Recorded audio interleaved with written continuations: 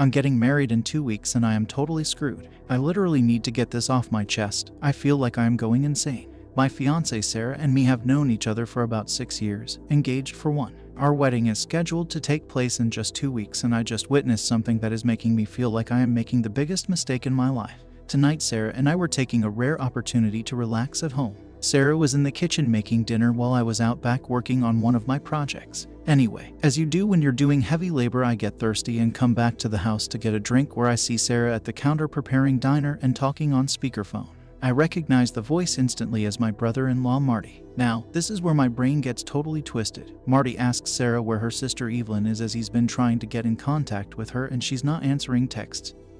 And I hear Sarah say to him, "She just left here. She should be home in a half hour or so." It should be noted that Evelyn is Marty's wife of 5 years. I have to admit that I didn't immediately register what she had just said, because I went into the kitchen and grabbed a glass and asked Sarah what was that all about. And she responds with Marty was looking for Evie. I see her texting and I ask her, "What are you doing?" And she says I'm texting Evie that Marty was looking for her. Anyway, I pour myself a drink, sit down, have a sip, and then finally my brain starts to work. First off, I heard Sarah tell Marty that Evelyn was here. Evelyn was not here, and the last time we saw her was yesterday when she came over to work on some last-minute wedding decoration stuff with Sarah. Secondly, why is she texting Evelyn and expecting a response when I distinctly heard Marty that Evelyn wasn't answering her text?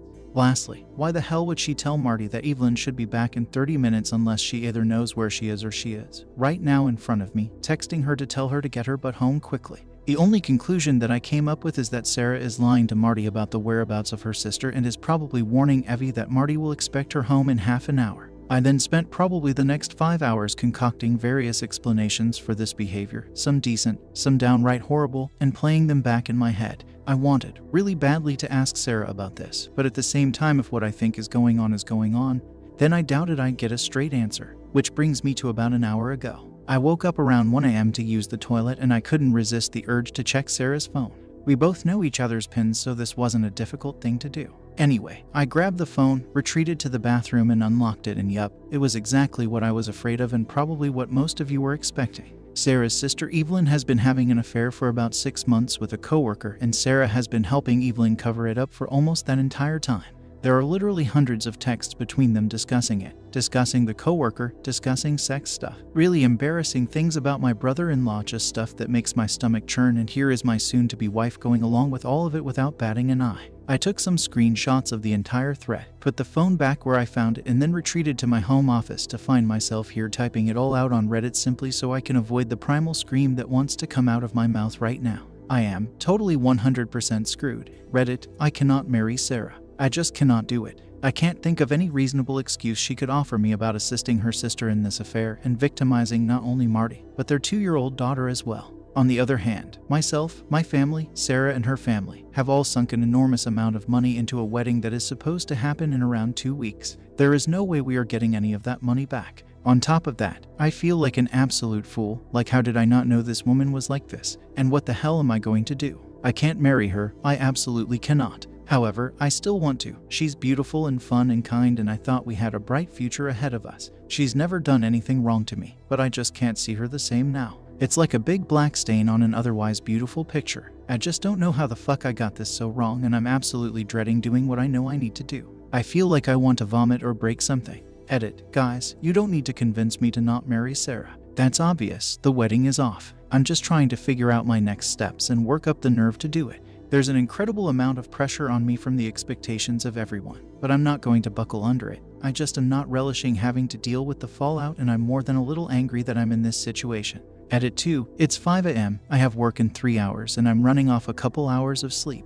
I'm going to take a shower and head into work a little early to avoid Sarah and stew on this. Thanks to the supportive people here, and a big raspberry to the dillholes who keep saying I should figure out whatever good reason my soon-to-be ex-fiancé had for this garbage. Edit 3. I got into work around 7. No one was in the office, so I decided to start pulling off the band-aid, and I called my brother. He lives in Australia, so he was still up after having just put his kids to bed. It was hard breaking the news to him about this because I know he has laid out a huge amount of money for flights for him and his family to come. But to his credit as an older brother, he didn't mention it one time and just backed me up. He made a great point too. He said, you work in a job where you have to deal with liars and scammers day in and day out. I don't blame you for wanting to have somewhere to go where this isn't a concern. He was totally right about that, and I get now why I am reacting so strongly to Sarah's participation in this deceit. He also had a great idea.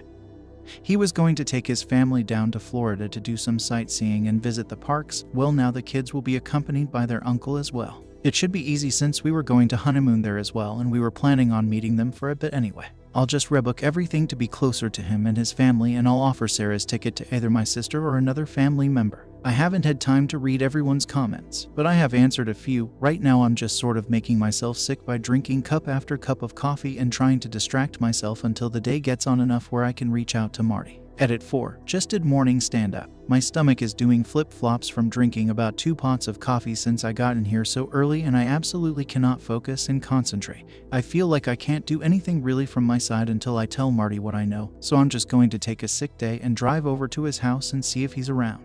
If not, I'll call him and track him down. Marty is a teacher who is on break right now, and Evelyn works a 9 to 5 like me, so odds are good this works out. Wish me luck, Reddit. Edit 5. Got to Marty's house a little after 10 a.m.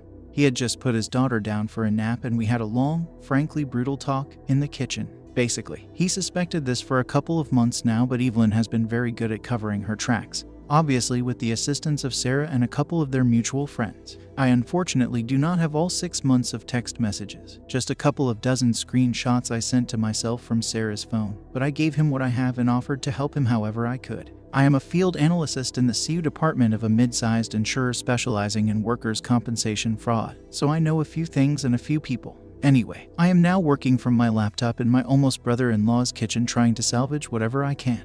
I'm going to have to talk to Sarah this evening and get the word out as fast as I can to my friends and family now that I know I won't screw Marty over. So far I managed to rebook most of the honeymoon, although I had a problem with the ticket because Sarah was flying under her maiden name and our carrier has a surname rule for name changes. Anyway, they did allow me to cancel and get a partial refund and rebook to my sister, who will be accompanying her 2 brothers and nieces to Florida in a couple of weeks. I'm holding off on canceling the venues until after I talk to Sarah because I don't want to tip anyone off until Marty gets his chance to confront Evelyn. But I will absolutely be letting my family and friends know this afternoon sometime and beg them to keep it close. I'm basically in a frenzy right now, canceling stuff I can cancel, and I'm heading down to the bank in a few to open a new account and getting my bills pay sorted out. The finances. Some people have mentioned them, but it should be pretty good. The mortgage is in my name since we were not married and I have the bigger income, but Sarah did contribute about $20,000 versus my $60,000 towards the down payment. I will have to probably pay her out that money and some portion of the mortgage payments for the last 16 months.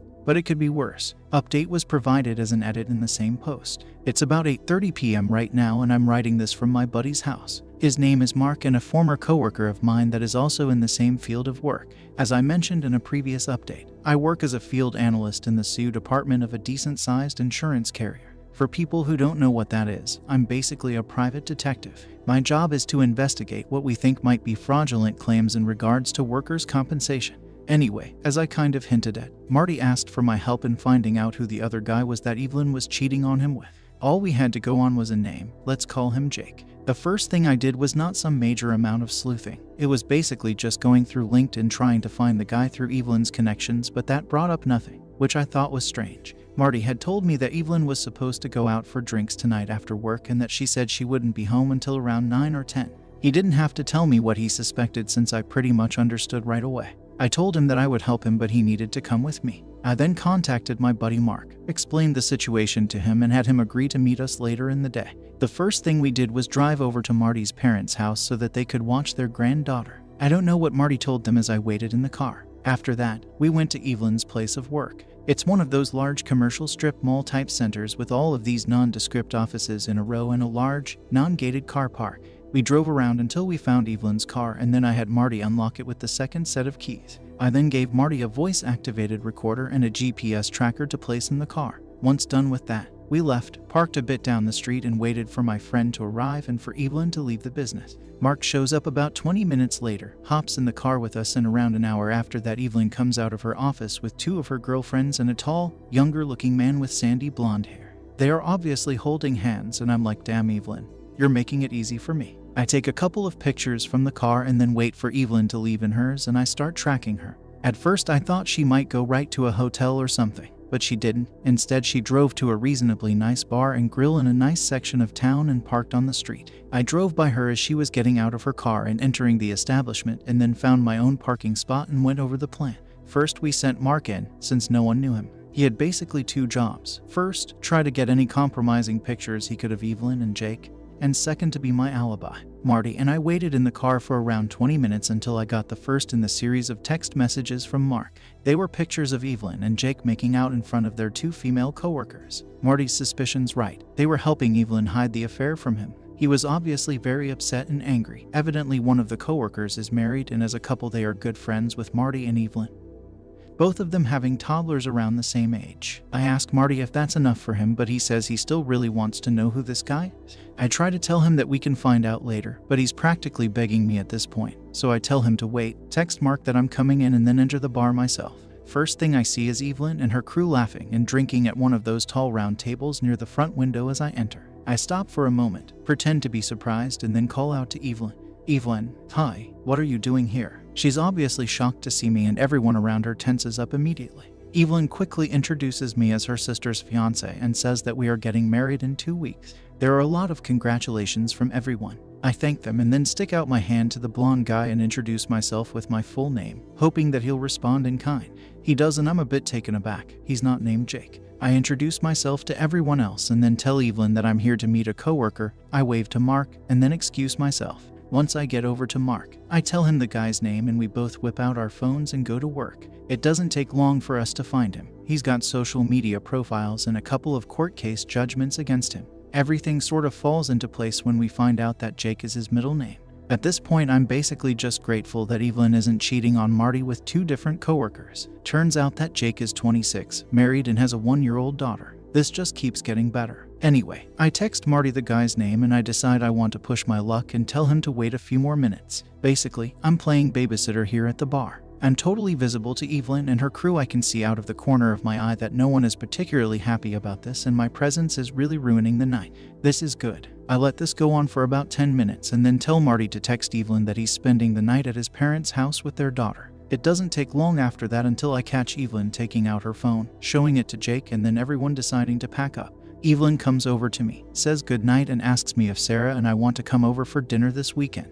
I smile and say that sounds like a great idea and wish her and her coworkers a good night. Mark and I wait for them to leave, then pay our bill and hurry back to the waiting Marty. There's a bit of hesitation here, because we don't know exactly what Evelyn was going to do. Like, I half assumed she might have already booked a hotel room and was heading there, which would have made everything a lot more complicated and limited what I could do. But it turns out that tonight was probably meant to be just drinks at the bar, and it wasn't until Marty decided to spend the night at his parents' that it turned into something more. Evelyn made a beeline for home, and we followed behind her way out of sight and parked down the street. It didn't take long after that until another car pulled into Marty's driveway, and we saw Jake get out, go up to the door, knock, and be greeted by Evelyn.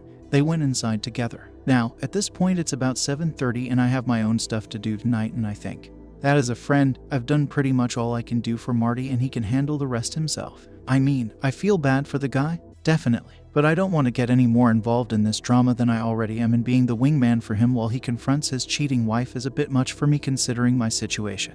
Marty says it's fine, that he'll do the rest of it himself. Guess he's more of a man than you thought, Evelyn. He goes to Evelyn's car, retrieves my gear, and we bid each other goodbye. That was almost 2 hours ago. I did get one text message from Marty saying it was done and he was going to his parents' house for real this time. But my phone hasn't been blowing up, so I don't know what's been going on with Evelyn, and I've been at Mark since then. I think that basically concludes my part in Marty's story. If he was smart and listened to my advice, he was recording with his phone when he entered the house. I'll find out later. Anyway, my biggest priority now is to head home and tell Sarah that the wedding is off. She's almost 100% going to take it badly. There's no way she won't, but like I said, I just can't get married to her right now. I don't know what the future holds for us, or if we will be done with each other or not, but definitely we are not getting married anytime soon. Also, for people who keep saying, why didn't you talk to her first? Why didn't you confront her? I have to say, are you people stupid? She stone cold lied in front of me to her brother-in-law that she has known for about 10 years and purportedly thinks is a really great husband and father. Maybe you are naive enough to think that someone can lie that coldly to someone they are supposed to care about and then tell you the truth, but I'm not wired that way. Until that moment, I never had cause to ever second-guess Sarah or not trust her, but she was literally untrustworthy in front of my face, and I'm supposed to let it slide or expect her to be honest to me. I guess you don't know what it's like to have your entire view of someone shift in an instant. It's disorienting and, frankly, a bit panic-inducing. I'm actually impressed I kept my head and followed my instincts instead of pressing her right away because it led me to the truth. It would have been ridiculously easy for her to lie to me and then delete those text messages, and if she had done that, then I would never have read the horrible things she said. Never seen how she can be so duplicitous and two-faced, and never realized how little I actually knew about her. I'm going home to talk to Sarah. I'll update later to let everyone know what the final verdict is. Don't expect it to be a good one. Here is another update for you guys. I guess there is a lot to go over and so much has happened. Most of it, if I'm honest, hasn't been that great. Well, it's actually been downright shitty, but I'll get to that. First off, I left Mark's house pretty late that night. Sarah already knew I was out discussing business with him, although she had no idea that the business was actually her sister's affair. But still, it was getting to an unreasonable hour, mostly because I was trying to get up the nerve to go home and face her. After about 2 or 3 pep talks from Mark, I finally got off my keister and texted Sarah I was coming home and left in my car. As I said in the last update, I was pretty surprised when I got there because when I walked into the house, Evelyn was crying on the couch with Sarah. I hadn't seen Evelyn's car in the driveway when I came home, so this was probably the last thing I was expecting. I froze for a moment and almost turned around and left. This was not how I imagined this going down, and I knew that Evelyn's presence was going to make a bad situation a million times worse. Still, I had a timetable that I wanted to move on. I had friends I needed to notify and wedding preparations to cancel, and the proverbial clock was ticking in the back of my head. When I entered the room, both Sarah and Evelyn looked up at me in acknowledgement, but the tirade of accusations never came. I just stared back, raising my eyes in question. The moment passed and Evelyn went back to crying. Sarah back to comforting, and I let it awkwardly hang in the air for half a minute while I thought. It seemed that Marty hadn't mentioned my assistance in the uncovering of Evelyn's affair. I decided to play dumb, not for any reason other than I wanted to see how Sarah reacted. I took a seat on a recliner, put down my laptop bag, and took my phone out of pocket. I made it look like I was fidgeting with it and then asked them what's going on.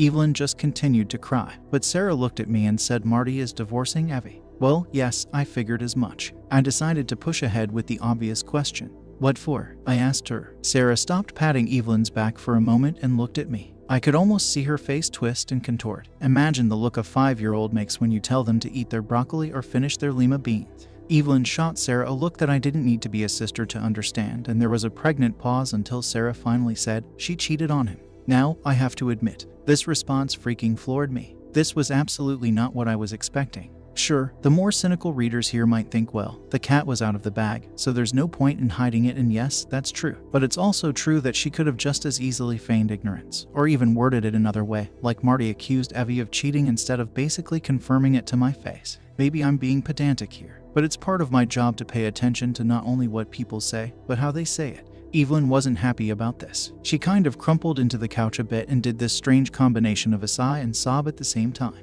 I wanted to press on, go for the gold to sort of speak, but I must have stammered a bit. Sarah probably interpreted it as shock, and well, she would have been right in a sense, just not how she assumed. Did you know? Sarah didn't say anything. She just nodded, her hand still rubbing her sister's shoulder. I didn't hesitate and asked for the obvious follow-up: how long? The answer came back a lot easier than I thought it would: 6 months. I was shocked by how easily she admitted to it. Evelyn was shocked as well. She smacked her sister's hand off her, and I think even Sarah was a little shocked at saying it out loud. I leaned back in the recliner and rubbed my face. Time to tug the rest of that band-aid clear off. We're not getting married. There were 2 looks like stunned goats and a chorus of "huh." What? From both sisters. I stood up and repeated myself. We're not getting married. I can't marry someone who would cover up adultery, especially not for 6 months. Sarah sprang off the couch and opened her arms. The body language was, you can't be serious. But I just put my hands in front of myself. I'm serious. I don't like this, not one bit. I don't like that you took part in this, and I can't get married to you with how I feel. It would be a mistake. The waterworks started immediately, and even Evelyn did that thing with her mouth that looks like a perch trying to suck air.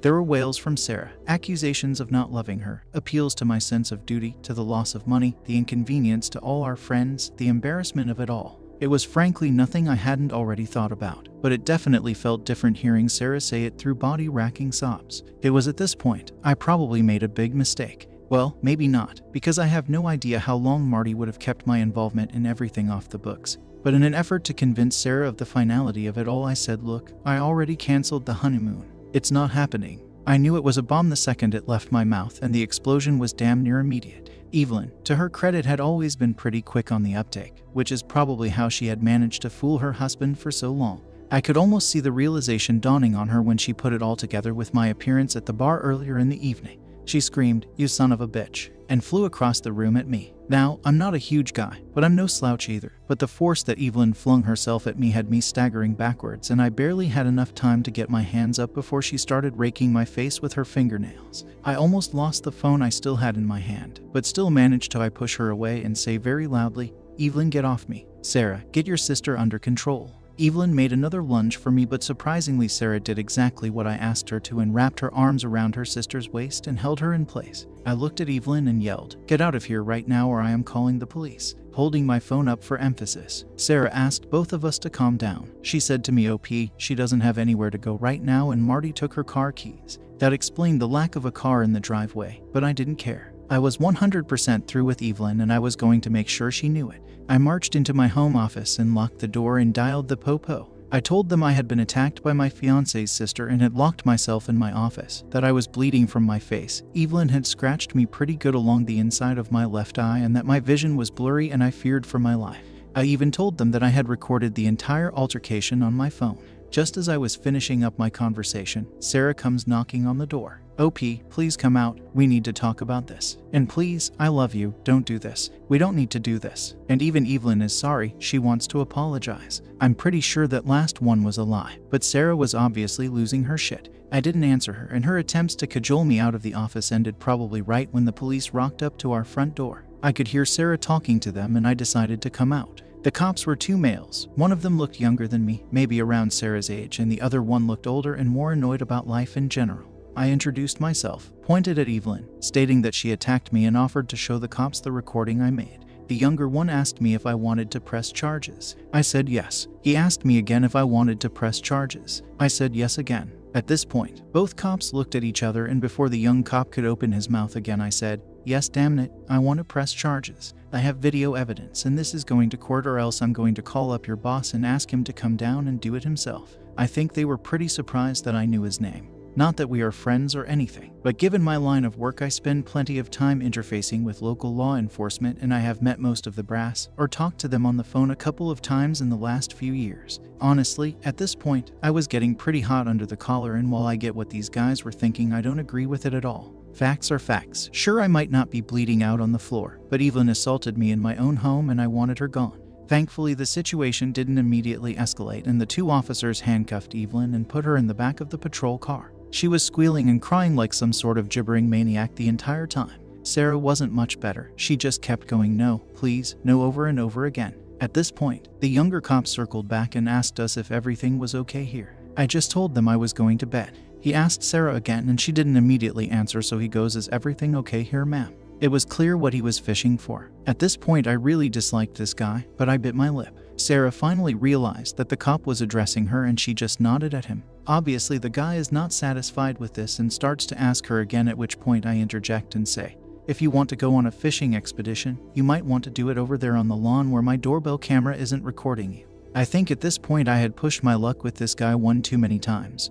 But what could I do? I think I was probably about 30 seconds from getting the cuffs slapped on me until his partner came up and basically pulled him away. He was an older man, probably in his late 50s, and probably didn't want to process two arrests right at the beginning of his shift, especially when one of them was obviously going to be more trouble than it was worth. I'm pretty sure he talked him out of it and they left, carrying Evelyn away and hopefully out of my life forever. At this point, I'm thinking about if I want to stay here or not. The fact that my parents live a couple of hours away, combined with the thought of about how poor I am going to be in the short term here, ruled out either their place or a hotel, so I just decided to sleep in the guest room. Sarah made some futile efforts to get me to engage with her in conversation, or to sleep in our bed, but I just told her we'd talk tomorrow and then I was tired and didn't want to be disturbed. Thankfully, she let me be and I crashed harder than I had in years, which pretty much brings us up to speed to the last update. But dear friends of Reddit, let me tell you this, the next day was by far the weirdest effing day of my life.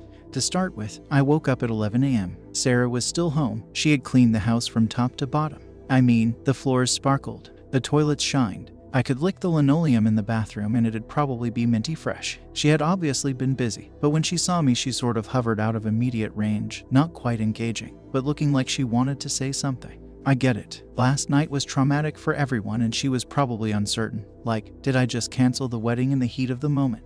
Was I serious about this? Was I really angry? I took a deep breath and told her we needed to finish talking. She tried to sit next to me on the couch and I thought about rebuffing her, but I didn't. We were not getting married, but I didn't need to act like I hated her because truthfully, I didn't. I was disappointed in her, decently disgusted by some of the things I had read in her text exchanges between her sister. But we were both hurting here and I didn't want to make it any worse or escalate things to a point where life could get any more complicated than it already was. It took some more convincing on my part for Sarah to truly and fully believe the wedding was off. She was not taking it well.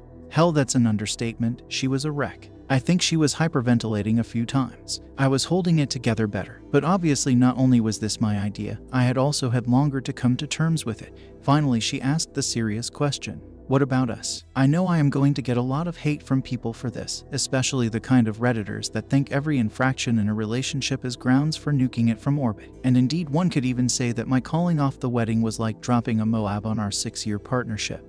But truthfully, I didn't have an answer for Sarah in that moment.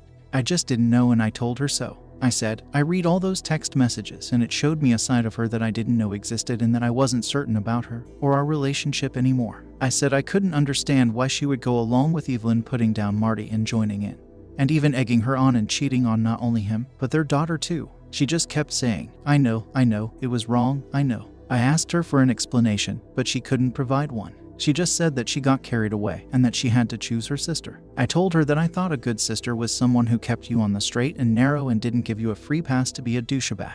She agreed with me and said that she would do better, but that Evelyn had always been the boss when they were kids and she was always the follower. I get this. I have an older sibling too, and while I'm a bit more independent, I also spent the last 18 years of my life with him living on the other side of the planet except for the odd, occasional visit around Thanksgiving or Christmas. But still, maybe I had a leg up on Sarah because my older sibling was a decent guy while Evelyn was a piece of trash. Now here is where I get the second major effing shock of my life in like 48 hours. Sarah says to me, it's not fair. It's not fair. What's not fair? I ask her. You were sexting that bimbo wife Mandy girl on Instagram last year and I got over it. I was so hurt, but I got over it. Why can't you get over this? Why? Huh? What? What the hell is she talking about? Who is this bimbo wife Mandy? Like I have no effing clue. I ask her if she was high or having a psychotic break. Like, okay, that was mean of me, but I have absolutely not been doing cybersex or sexting or whatever with anyone, especially not some Instagram girl. I'm protesting pretty loudly at this point and Sarah is yelling at me through her tears, telling me that she saw the messages last year and that she decided to not confront me because I had stopped it. Evidently, she had been checking my socials from my home computer when I am at work, which should have been really boring because I have only family and a couple of work friends on there. I try to make this case to her, offering to let her log into all my accounts and check for herself, but she's just calling me a liar and a pervert and all sorts of shit. She starts throwing stuff at me and so things are getting out of hand, and I tell her that if she throws one more thing I'll have her taken out of this house just like her sister. She swears at me and stomps off to the master bedroom and slams the door. Now, at this point I am so damn confused I barely know what to think. I head into my office, fire up my desktop and type bimbo wife Mandy into Google. Sure enough, there is an Instagram, a Twitter, a Reddit even, and of course, an OnlyFans. I click on one of the Instagram links and up comes a post of an extremely busty woman, like clearly pushing the limits of science and technology, and oh, guess where she's from? Australia. Well, everyone, remember all the nice stuff I was saying about my brother? Guess who was staying with us last Christmas all the way from Australia? Guess who I told? Sure, go ahead and use my office computer to play games if you have jet lag. As far as I can tell, my brother, after his wife and kids went to sleep, logged into either Insta or over something and was probably paying money to sext with this girl. What a great effing guy. Now, I would love to call my brother and not only confirm my suspicions, but also give him a goddamn earful. But it's like 2 or 3 in the morning there, so it's going to have to wait.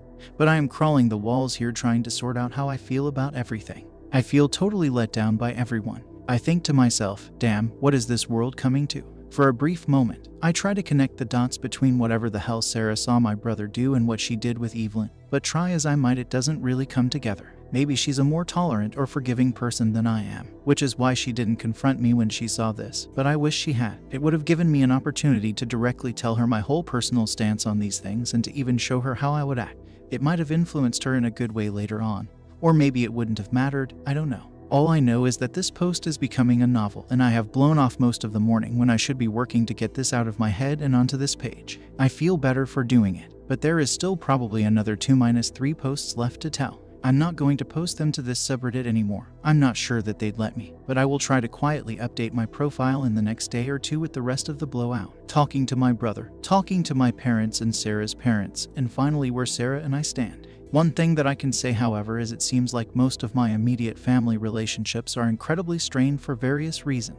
My parents are largely supportive, but that's becoming less so now that the reality of the financial loss is setting in. Yes, the marriage is still off. That was pretty much a certainty from the get-go. Sarah's parents are a bit more pissed, and I'm sure they are sticking pins in voodoo dolls crafted in my image right now. Evelyn, for people who are wondering, is no longer in jail. She got Sarah to bail her out, and I even laid into Sarah for that, calling her sister's underling, which I think actually struck a chord with her because she wrote me like a 20-page letter about how her sister always bossed her around throughout her entire childhood. I've read it twice now, and I wish we had talked about this pretty much any time within the last 6 years. Maybe things would be different. I don't know. Anyway, Reddit. If anyone is still interested, expect a final chapter of this saga in like a day or two, and maybe a follow-up after the former wedding date passes. Note, Bimboifmandy makes an appearance in the comments. 08/10/23 update August 10th, 2023. This update has taken longer to get around to than I originally intended. A lot of things have happened over the last couple of days that have kept me pretty busy, and it really wasn't until today when I had some free time after lunch that I could sit down and get this out. I'll try to get through as much as I can.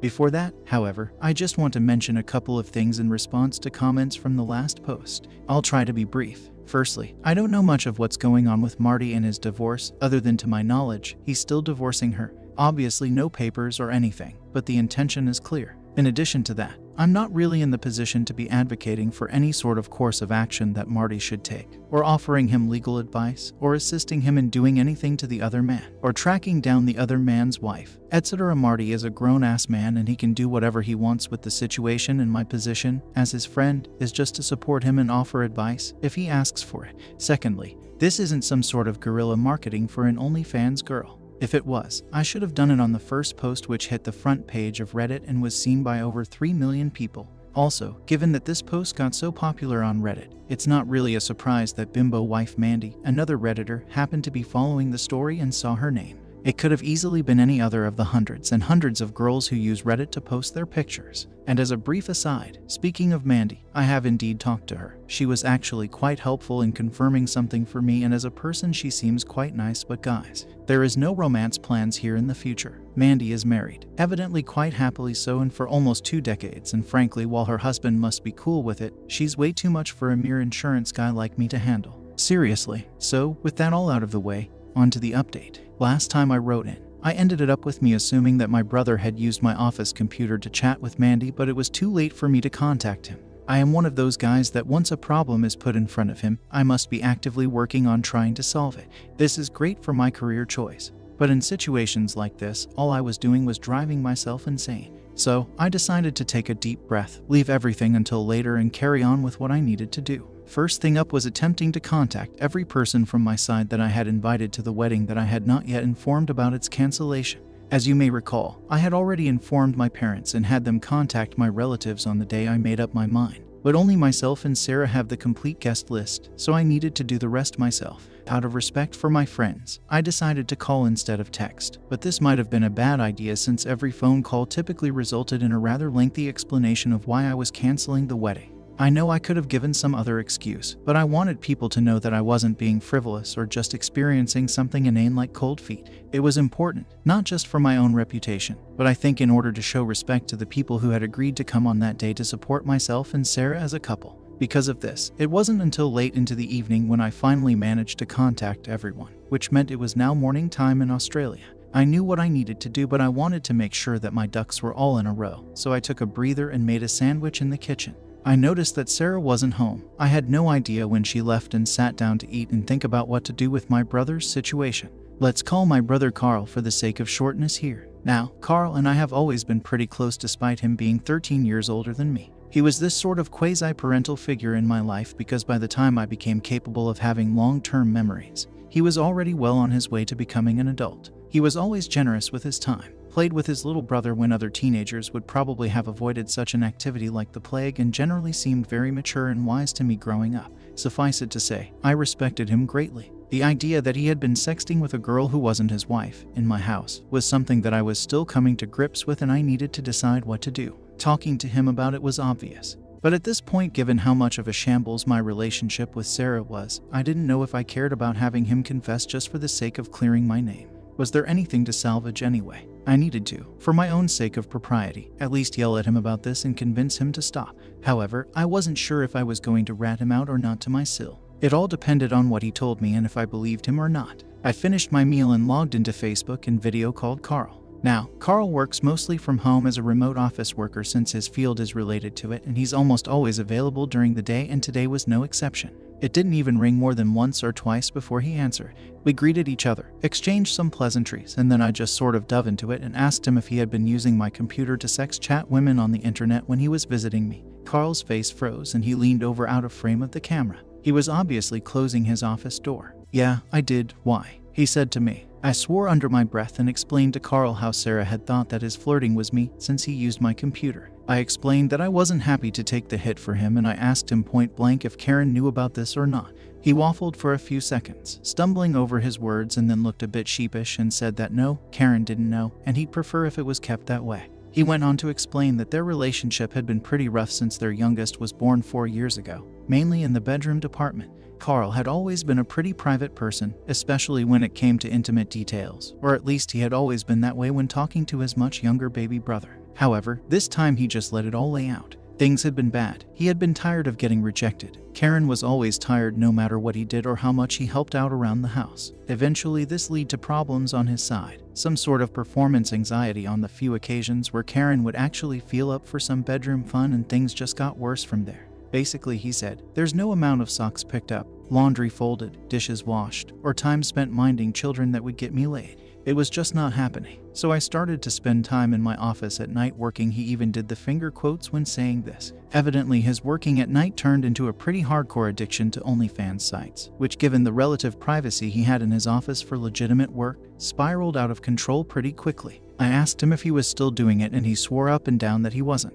I thought I believed him when he said it. He seemed to be sincere, but I just had this niggling feeling in the back of my skull that something was off. Maybe it was because of all of the deceit I had encountered recently, but I was doubting my own brother, who has really been a stand-up guy to me our entire lives together. I really hated being in this situation. Now, the problem I faced was pretty complex here. First, if I wanted to clear my name, then I would have to get my brother to tell Sarah that it was him all along. However, if he did that, then there was no guarantee that Sarah wouldn't spitefully inform Karen. I personally thought it would be best if Karen knew, but at the same time I didn't know if I felt comfortable potentially dropping a nuke on my brother's marriage over something he not only said he stopped, but is in this sort of moral gray area for me. I didn't have an answer right away as to what to do, but I did urge him to tell his wife about this and to get into marriage counseling. He said that they actually had been going for the last 6 months, and while it was helpful, what had really helped him was getting a prescription for some generic Viagra. I actually did a spit take at that, neatly spraying my computer screen with water. He told me that they had been trying to make sure they have intimate time at least a couple of times a week, and the Viagra had cured him of his performance anxiety to the point where now they were both looking forward to spending time together after the kids went to bed. The general gist of this was something along the lines of, hey, this is actually going in the right direction now, please don't screw this up for us. I really didn't want to be in this position. Not just for the sake of Carl and Karen, but for my 2 nieces as well. And if what Carl was telling me was the truth, I could be tossing a firebomb into a relationship that was starting to mend. It was unpredictable what would happen. So yeah, it may disappoint some people, but at the time I felt that the best option I had was to wait and see. I was, after all, going to meet him in a couple of weeks in the flesh, and once I got him alone in a room and a few drinks into him, I was going to definitely get to the bottom of this. It seemed like the best course of action. Anyway, that night I went to bed early. I didn't see Sarah until the next morning. She looked haggard, like she had a distinct lack of sleep. I asked her where she had been, mostly out of habit. After all, we had been together for almost 6 years. She told me that she had gone down to the courthouse for Evelyn's arraignment to post bail, and that afterwards she had driven her to her parents' house and spent the night. She made a point of telling me how horrible it was to have to explain to her parents that I had called off the wedding. I asked her if her parents knew the reason why, and she barked, "Of course they do." I tried to remain calm, but by this point in this ordeal I was losing it. I bit back at her, "Are you going to move back there so that they have both girls at home now?" It was childish and petty, but the fact that she bailed Evelyn out of jail annoyed me to no end.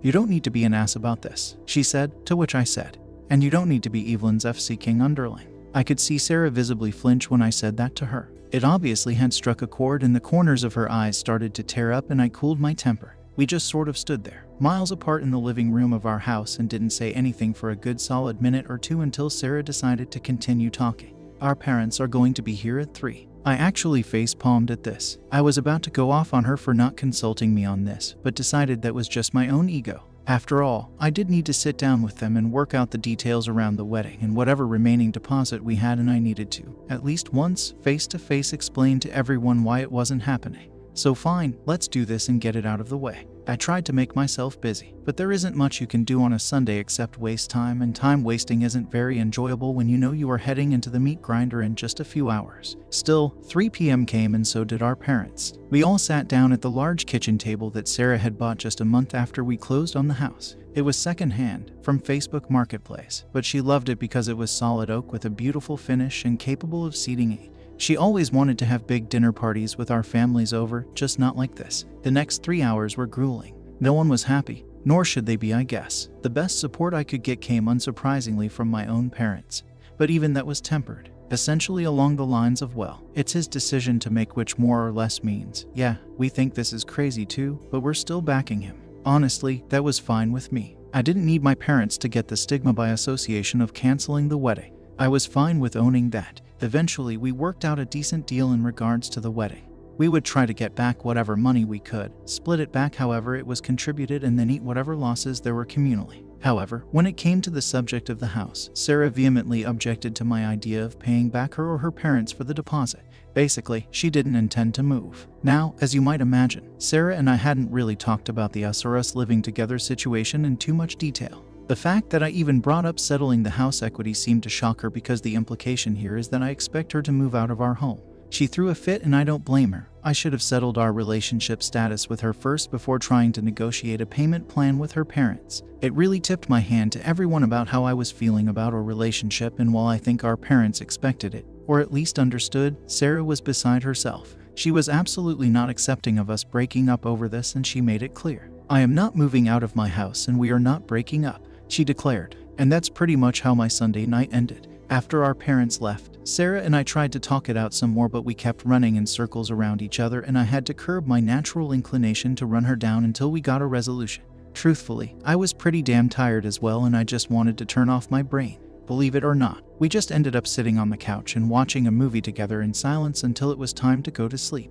We left it there with a "we'll talk about it more tomorrow," and retreated to our separate rooms. On Monday, I woke up to a large handwritten letter slid under the door from Sarah. I took a brief look at the first few pages and decided I would deal with it later, and went to work. When I left, Sarah was still in bed. She must have been up late writing that letter. At the office, I rescheduled some meetings and started calling venues and vendors that were on my list. It was a mixed bag of results. The catering people were adamant that I pay most of their fees under the pretense that they had ordered most of the food. I shot back at them over this, like were they expecting me to eat a week-old steak? But my appeal fell on deaf ears. I tried talking to the woman who ran the catering business and explaining what happened, but that seemed to only firm up her resolve to get as much money as possible out of me. Inversely, the DJ that I had hired for the entertainment was incredibly kind and gave us back almost all of the money. Things went on like this, and during the day between making calls and doing work, I read Sarah's letter. Now, this is 20 pages of written word, so I'm just going to summarize. The gist of it was that ever since childhood, Sarah has been bullied by Evelyn, and in response, Sarah's way of dealing with this was to essentially go along with whatever Evelyn wants to hear. She went on to say that it had become sort of a general way of operating in her life, that she was just afraid to rock the boat, to cause a problem, or sometimes even to voice an opinion.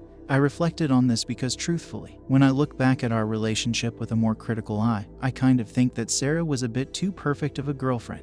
What I mean by that is, she never disagreed with me, never picked her plans over mine, or even really advocated too strongly against anything I wanted to do. She went out of her way to make herself appear useful, and all around acted more or less like a yes woman in our relationship. I mean, we had never even so much as had a minor disagreement in 6 years, let alone a full-blown argument until now. It sounds great from a relationship standpoint, until of course it's not. I couldn't shake this feeling that Sarah has this deep-seated insecurity and need to make people happy. You know what they call people-pleasing behavior. When I start looking at it this way, a lot of things make sense to me, and I start to realize that despite being with Sarah for 6 years, I don't actually know her that well. It's like she's put up this image around her which is really just a mirror, a reflection of whatever she thinks people want to see, and in the case of our relationship, she's more or less been acting my role of the perfect girlfriend while never really letting me inside to see who she is as a person. Hell, I can't even say that what I saw in those text messages is the real Sarah, because it's almost certainly just another reflection, this time of Evelyn and all her warts and faults. This may sound weird, but it's like we are in this unequal relationship. Whereas maybe she loves me for who I am and how I wear my thoughts on my face and my heart on my sleeve, but maybe I only love her for the mirror she is holding up to my face. I don't know. If this sounds too metaphysical for you, then I'm right there as well. It's like this wisp of an idea that I'm still trying to catch by my fingertips. All I know is that in the last few days I've probably learned more about Sarah than I had in the last 6 years, and the letter she wrote me was the first real view into her childhood that I had glimpsed. That night we talked more about this specifically, about her childhood, about her behavior. The conclusion that we came to is that she needs help. She's a grown woman who is sadly stuck acting like a child, too scared to displease anyone, lest she face her sister's wrath, or her parents' disapproval, or the loss of love from the ones she loves. This is no way to have a relationship, and I can say that I feel much more confident and assured that my decision to call off the wedding was the correct one. In fact, it could not be any more correct. That night, after our talk, I went to bed with much less angst than I had in a few days. The story probably ends here since I couldn't find more. So if you watch this long-ass video, comment Pape. Like and subscribe for more.